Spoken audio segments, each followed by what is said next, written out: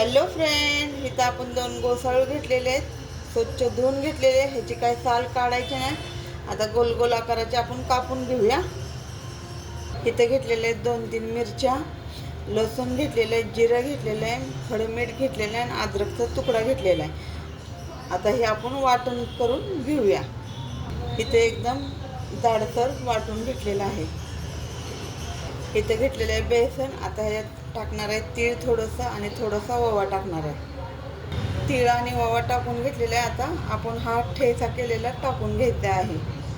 हा ठेचा पण टाकून घेतलेला आहे. आता थोडंसं घट्ट आणि आपण मळून घेऊया. जसं बटाट्याची भजी करतो तसं, फक्त बटाट्याच्या भाजीला हिरवी मिरची नसते, तर आपण ते गोसाळूच्या भजीला टाकलेले आहे चव येण्यासाठी. ह्या पद्धतीचं मळून घेतलेलं आहे पीठ. खूप पातळ पण नाही आणि खूप घट्ट पण नाही.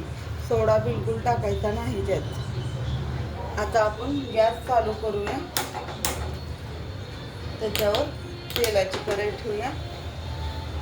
तेल गरम होण्यासाठी. त्यावर मी हे गोसाळू कट करून घेते. ह्या पद्धतीचं मी कटिंग करून घेतलेले, जसे की आपण काकडी कट करतो त्या पद्धतीने. आता हे बेसन पीठमध्ये भिजवायचं आणि तेलामध्ये सोडायचं. तेल आपलं गरम होतं आहे. ह्या प्रकारे एक टाकायचं आणि आपण सेम बटाट्याच्या भजीसारखं करायचं आणि असं तेलात सोडून द्यायचं. अजून तेल आपलं गरम होतं आहे. तेल थोडंसं मी टाकलं होतं. छान असं गरम झालेलं आहे. आता आपण एक एक करून टाकून घेऊया.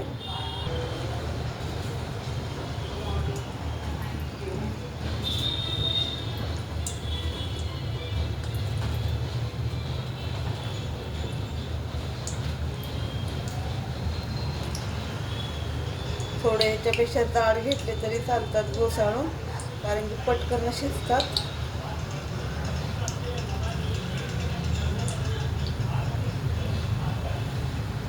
त्या पद्धतीचे आपण सोडून घेऊया.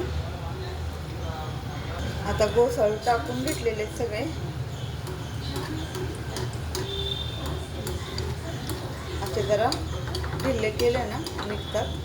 कढई जरा पातळ असल्यामुळे चिटकून बसतात, पण भजी वगैरे ह्याच्यात छान होतात आणि भाजी पण छान होते ह्याच्यात.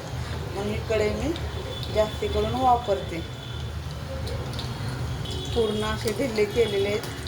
छान असे आपले भजी तळतात गोसाळूचे.